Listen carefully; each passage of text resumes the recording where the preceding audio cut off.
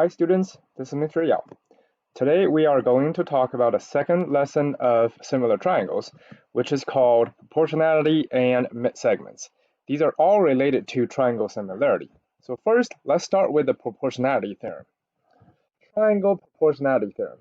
If a line parallel to one side of a triangle intersects the other two sides, then it divides the two sides proportionally. So here's what it is on the right side. The reason I say it's related to triangle similarity is because, in fact, with the parallel lines, it's skipping some steps. So first, if we have TU parallel to QS, first we have this angle that both the smaller triangle and the bigger triangle share, and then we have these two angles that are actually corresponding angles. That's what we have learned in we have reviewed in 6.1 angle relationship. Because they're corresponding angles, they're actually the same. So by AA, we would know triangle RTU is similar to triangle RQS. Based on that, from what we just learned in the previous lesson, well, we can actually write a statement of proportionality. So RT over RU is the same, well, let me actually flip them. RQ over RT is the same as RS over RU, which is the same as QS over TS.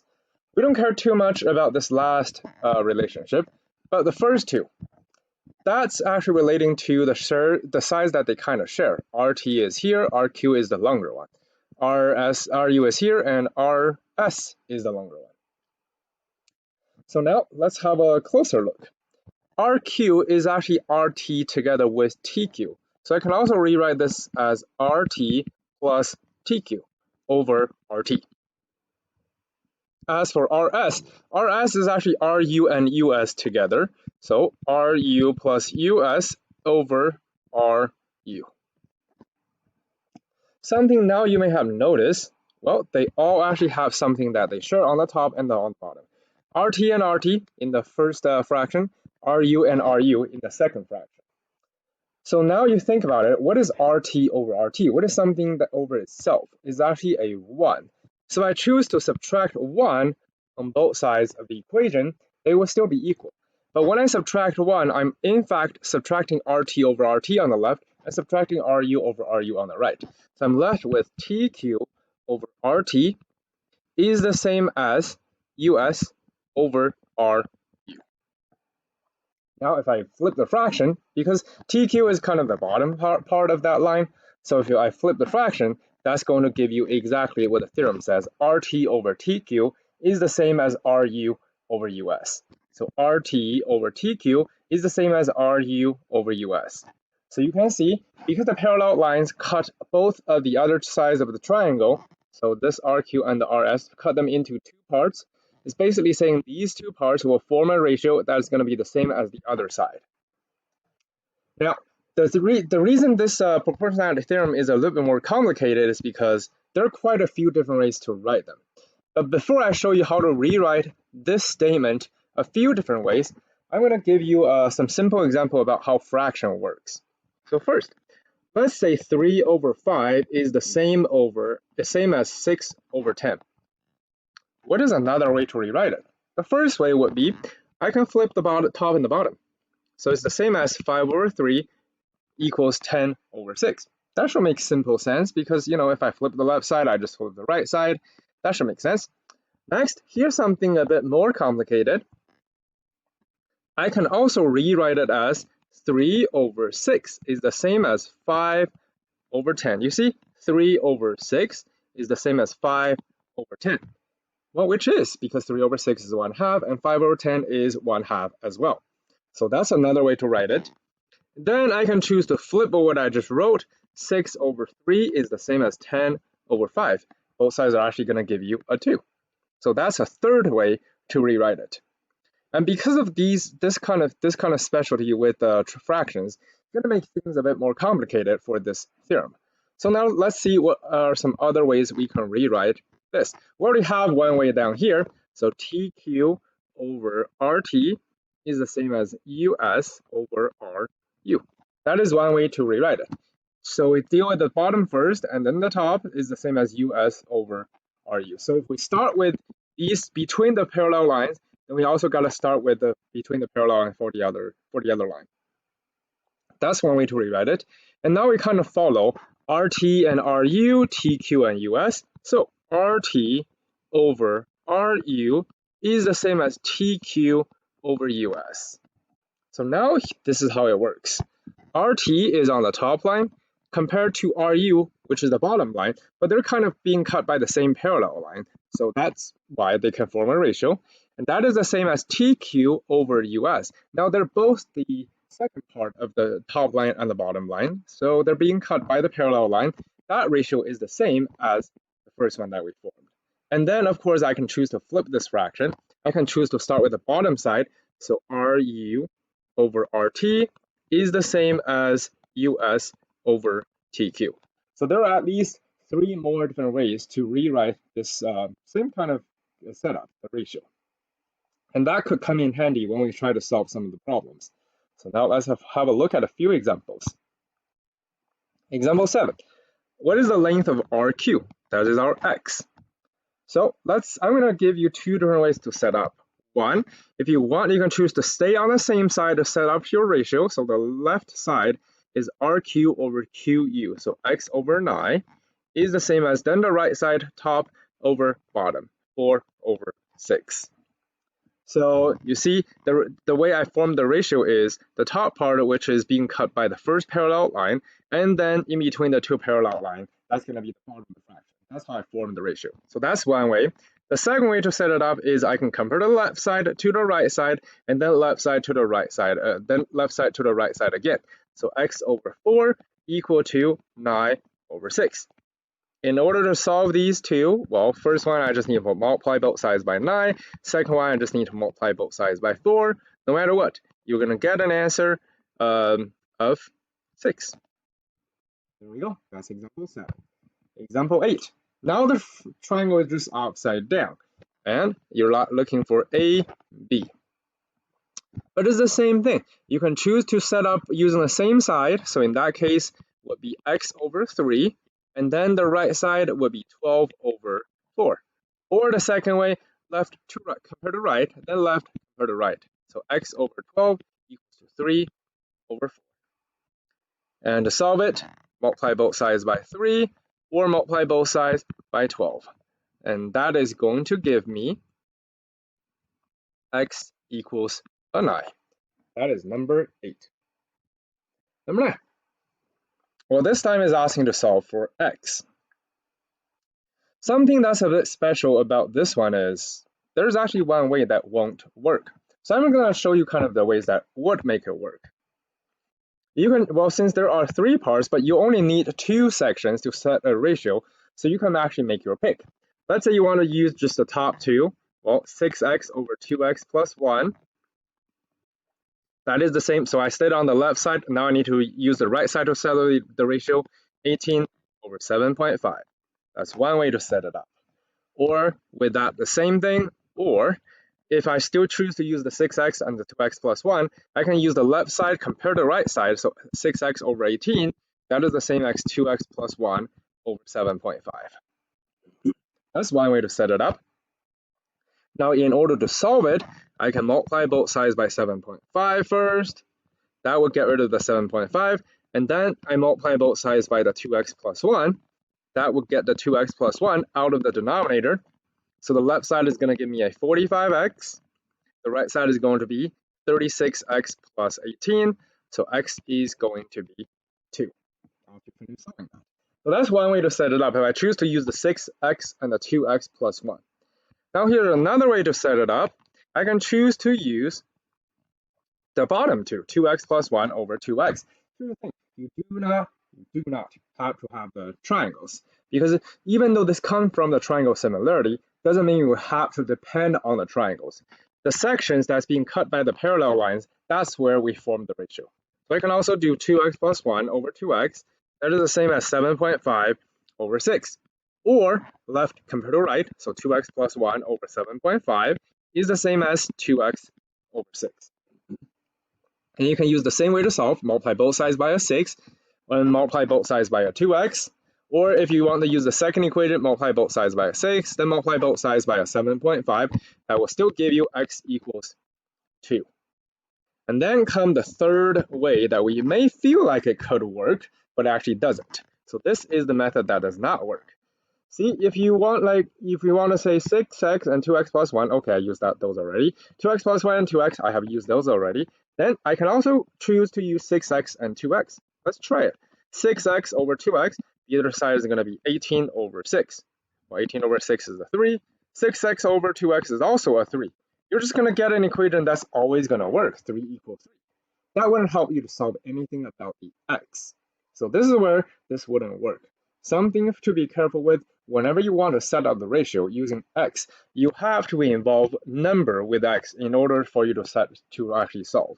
Otherwise, you're just going to be forming a ratio which wouldn't help at all. So this is the method that does not work. But at least you still have the other two pairs of ratios that you can set up. That is example 9. Moving on. So, given that everything that we have just talked about, we know there are these ratios. But what if the parallel line is actually a very special parallel line that's kind of right in the middle of the triangle? That gives us something else, which is called midsegment. A midsegment of a triangle is a segment that connects the midpoints of two sides of the triangle. So we have a left side that is a midpoint, we have a right side that is a midpoint, then this is a midsegment. And the way you can tell it's a midpoint, well, first you have all of these. Either the question will state it for you that which point is a midpoint, or you will see these little notations, these little marks, that will tell you these two parts are the same. Or on the right side, they both have single marks, so BP and PC are the same. On the bottom, AN and NC, they both have 3 marks, that's why they are the same. So MP is a midsegment because it connects the midpoint on AB and BC. Every triangle has 3 midsegments. Well, because you have 3 sides and each side could have a midpoint, if you connect any pair of the midpoints, you have a midsegment. And in this case, my midsegments would be MP, and then MN, and then MP. These are my 3 midsegments. Then there's a few special things that come with the midsegments. Midsegment theorem. The segment connecting the midpoints of 2 sides of a triangle is parallel to the third side and is half as long as that side. So as soon as the question tells you, hey, you have midpoints, well, then this is guaranteed to be a midsegment. As soon as you know that is a midsegment, well, the first thing is DE is parallel to AC. That midsegment is going to be parallel to the base. That's a guarantee. Because if you think back from what we just talked about, the proportionality theorem, well, we do have a proportional. We do have a proportionality. BD and DA, that's actually a 1. BE and EC, since they're the same, that's also a 1. So they are actually having the same proportion. Well, that's why they're parallel. And then something else. As soon as we know they are parallel, that goes back to the question that we talked about at the beginning. Or that's an angle that they shared. This is a pair of corresponding angle, or you can use the other pair of corresponding angle. Then these two triangles are going to be similar. So that is the second thing. So first you know parallel, and then parallel it will give you a conclusion about similarity. And lastly, because they are similar, we can now actually write the proportionality, a statement of proportionality. So BD over BA is the same as BE over BC, which is the same as DE over AC. Now let's have a look. BD is same as DA, so let's say BD is 1, well DA is also going to be 1, so this is basically 1 over 2. That means DE over AC is actually 1/2, so if I multiply both sides by AC, I'm going to get a conclusion, DE is half of AC. So any midsegment is half of its base. Or you can think it as it's half of the side that is parallel to. That is the midsegment theorem. Again, 3 pieces of information. As soon as you know there are 2 points that are midpoints, first, that line is going to be parallel to the base, and 2, you're going to have a pair of similar triangles, and 3, that midsegment is going to be half the length of the base. Now let's use that to solve a few problems. Example 10. What are the 3 pairs of parallel segments? Well, you see 5 and 5, well, we have a midpoint. 6, 6, we have another midpoint. 7, 7, we have another midpoint. And every single mid-segment is parallel to its base. So here they are. GJ is parallel to FK because that is base. LJ is parallel to FH, that is its base. Then GL is parallel to HK. Notice I also kind of write them in a corresponding order because this kind of come from, well, this kind of work together with a similar triangle. As for similar triangle, we have to use corresponding points. That is example 10. Next, example 11. Which segment is parallel to GE? Well, G is a midpoint because of the single marks. E is a midpoint because of the triple marks. And then that is a mid-segment, which should be parallel to its base. So AC is definitely parallel with the GE. But AC also has two parts. So AC is not the only segment. AC also has AF and FC that actually make up AC. So these three segments are all parallel to GE. That is example 11. Moving on, example 12. So your notes might have printed weirdly, but you can have a look here. That is example 12. So here they are. Let's have a look. Example 12. T, U, B are midpoints. Great. As soon as we know these are midpoints, the mid-segments. But this one is not asking for anything about parallel. It's asking what are the length of TU, UB, and QR. Well, TU is a mid-segment, so it's going to be half of its base, which in this case is 40. So TU is 20. And then we have UB. Well, UB is right here. The base is QS, which is 50. So half of that, 25. As for QR, QR works slightly backwards. TB is the mid-segment for QR, but we actually know TB, so QR will be twice of that, which makes QR 60. So 20, 25, and 60. Example 13, find X. The marks tells you that is a midpoint. The marks also tell you T is a midpoint. So this is a mid-segment, which means UT is actually half of the base, which is IG. I do recommend you write this relationship using letters first, and then you can replace it with the representation or the variables. So UT is 2x minus 14, and then half of IG is 2x minus 6. Because 2x minus 6 together is IG, make sure you put them inside parentheses. Then you can distribute. So 2x minus 16 is x minus 3. Sorry, not 16, 14. And then after you finish solving, x should be 11. That is number 13. Moving on, number 14. D is the midpoint of AC. Midpoint, E is the midpoint of BC. So that is the mid-segment.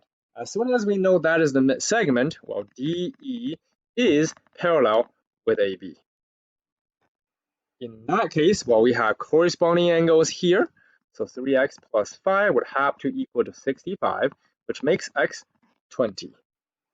And then afterwards, you also have another pair of corresponding angles, but you do need to find this one.